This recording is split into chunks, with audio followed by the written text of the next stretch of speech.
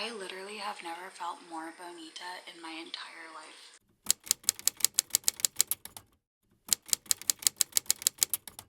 So I filmed this video already, but I realized that I forgot to film an intro and an outro. So that is me doing it right here, right now.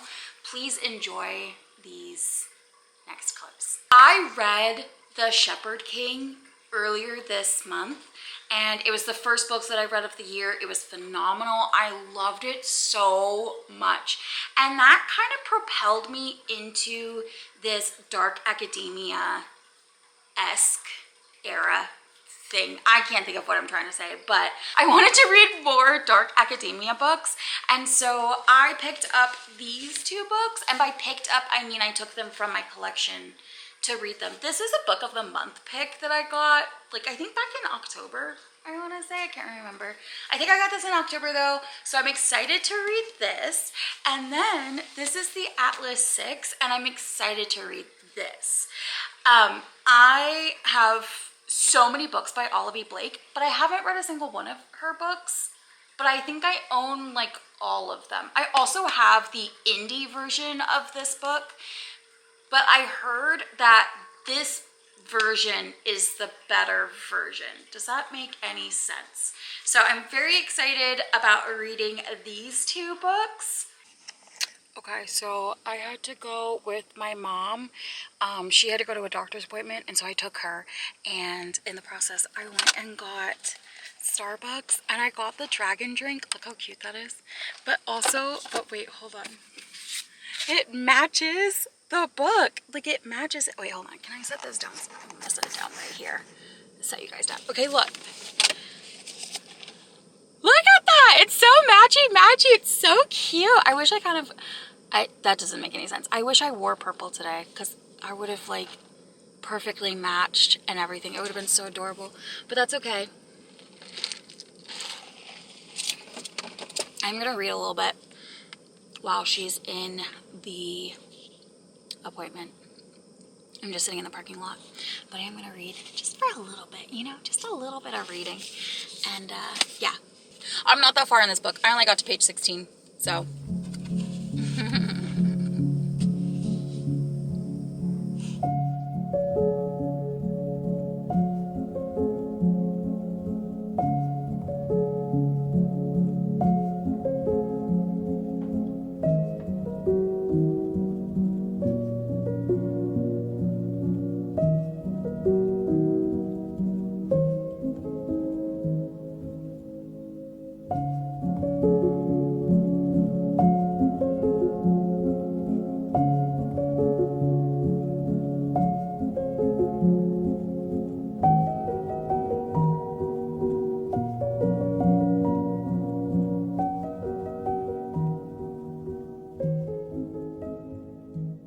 Okay, so it's been a couple days and I'm still reading this. I actually switched to audiobook because I don't know what's going on, but I just can't read this book for whatever reason. There's just so much going on and it's not keeping my attention, so I switched to audiobook to see if that would help, and it does a little bit, but it's still like I still see myself zoning out. So I'm gonna continue with audiobook though. I'm on chapter 16 of this book, which is probably like about halfway. And right now, I couldn't tell you what this book is about. Like, I could not. If you were like, hey, what's that book about? I would not be able to tell you. I have no idea.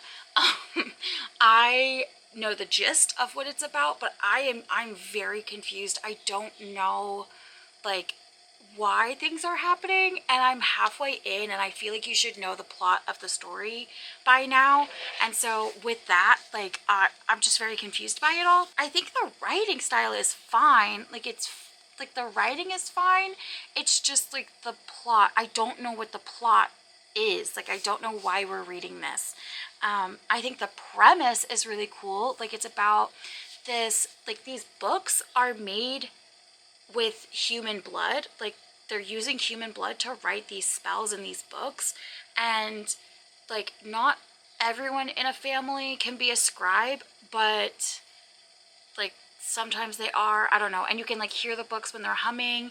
And so there's like these two sisters. There's Joanna, she's the younger sister, and then Esther, she's the older sister, obviously. It began with two sisters. Not only is Esther not have any magical powers, One born with magical powers, one born powerless. but on top of that, no magic works for her, so she can't be warded, which means that anyone can track her and find the rest of her family and their library of books.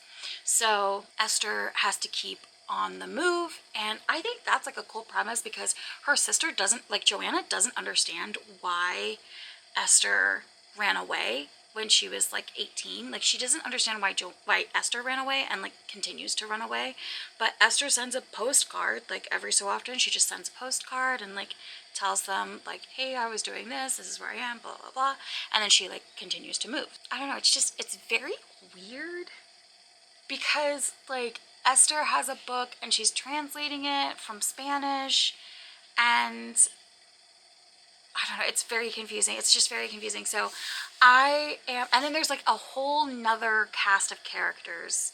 There's like Nicholas and his like bodyguard and also like other people. So I don't know, it's very weird, but that's like a whole nother drama. So I'm just going to continue listening to this on audiobook because that seems to be the only way that I can like fully immerse myself and pay attention. And I decided to paint my nails, so I'm gonna do that and paint my nails and just listen to the audiobook. So that's what we're going to do now. I'm so sorry, I'm kind of tired right now. Like I didn't really sleep that well last night, and so I'm a little sleepy. I'm just kind of chugging through this book. Chugging? I don't know if that's the word that I want to use either, but I am making my way through this book. I have been listening to this audiobook for so long, and it hasn't even been that long because I have an hour 35 minutes left. I have an hour and 35 minutes left, and I feel like this book is never ending.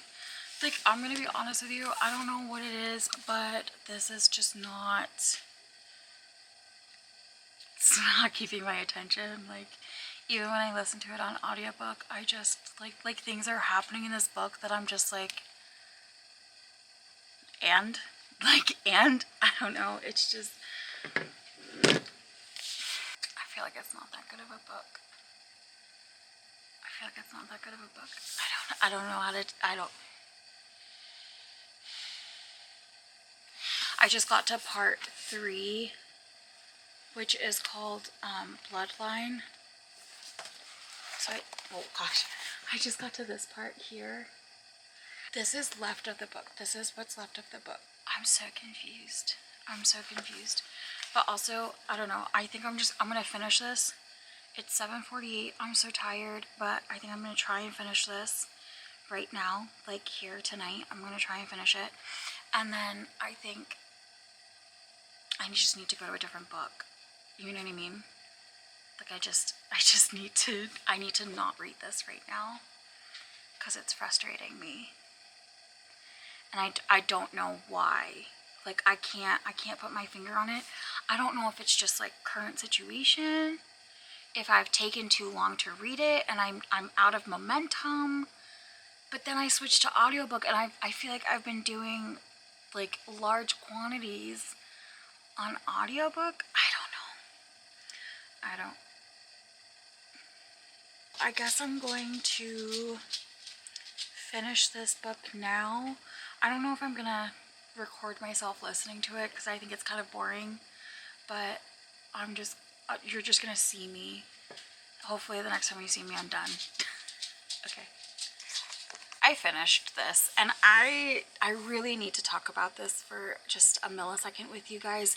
Okay, first of all, I'm gonna give this 2 stars. I'm gonna give it 2 stars, but it's primarily because of the vibes and aesthetics of this. I loved the library aesthetic. I loved the like old tomes aesthetic. And my favorite character in this entire book was this cat that had maybe a paragraph's worth of read time in the book.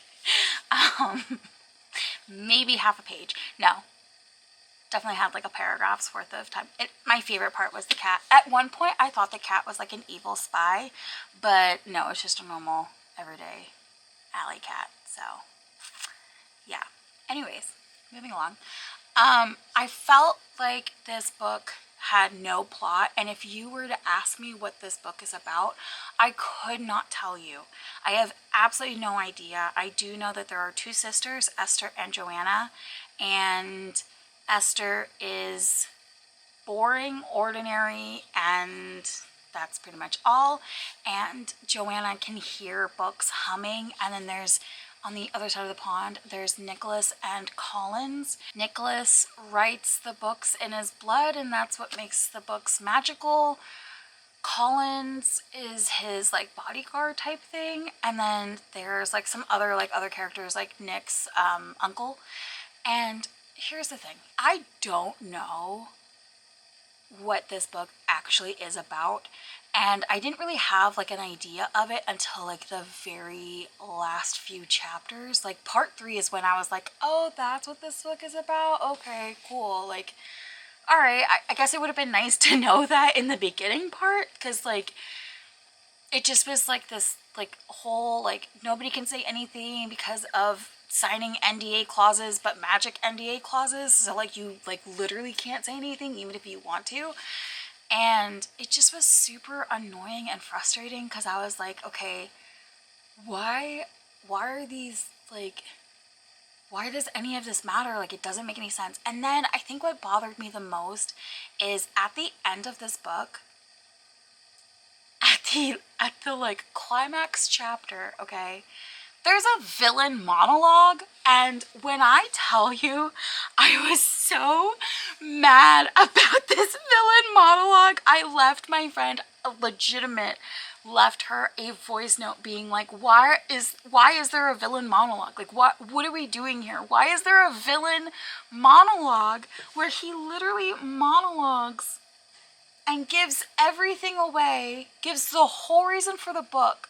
So you find out what this book is about on page 351, and there's 403 pages in this book. So this is where you find out why you read all of this. To find out why you read this. I am just not impressed at all. Like, I'm just not, I don't know. It was a mess. I felt like it could have been better. I think that in the very first, she has kind of like a prologue thing. So like this, like it's page 1. I think that scene was unnecessary. I think instead of the scene that she chose, she should have instead done a scene that she puts on like page 360 or 375 or something like that. Like it's way later. I think that scene should have been seen first so that we know why we're reading this book. Like, that needed to happen, because I truly could not have cared less. And the only reason why I finished this book is because I listened to it on audiobook. I just feel like I would not have finished this book if I wasn't listening to it on audiobook, because I had such a hard time actually sitting down and reading it. And I realized that like when I was reading it, I was like, a lot of the times I was on the go and like doing other things, but I honestly had no desire to read this book. Like, I started it and I was like a few chapters in. I think I got to like the 30-page mark, and I was like, why am I reading this? Like, what is the point? I don't get it. And then I think I switched to audiobook when I got about 50 pages in, and then I was like, well, I saw that it was on audiobook, and so I was like, well, let me try it on audiobook and like just see, like as I'm like cleaning and doing stuff, like maybe it'll be better. No, I was very confused, and I wasn't really a big fan of it. So I don't feel like it's that great of an audiobook. I don't feel like it's that great of a book in general. I just don't think it was strong enough to be a book. I feel as though she needed to rearrange a lot of the scenes, because a lot of the, like, I wish the villain monologue, I wish I saw that in the very first chapter. I wish I had seen that in the very first chapter, because then I would have been like, oh, okay, like we need to take this guy down. You know what I mean? Like, I would have been more rooting, I guess. I don't know. I did like how certain characters, like timelines when they crossed. I thought that was cool. I liked how they did that. But I also felt like some of the reveals, I was like, yeah, everybody saw that. Like, how did this character not see that? Everybody saw that. Everyone figured that out. We all figured it out. I had figured it out a very long time ago, and I still don't even know what's going on in this book, but I had figured it out. So it was one of those, like, if you've read ACOTAR, it's like the same thing with the riddle, where like she says the riddle and like everyone's like, everyone knows the answer to this. How do you not know the answer to this? Everyone knows the answer to this. It is so obvious. So yeah, I just feel like it could have been better. You know, it just could have been better.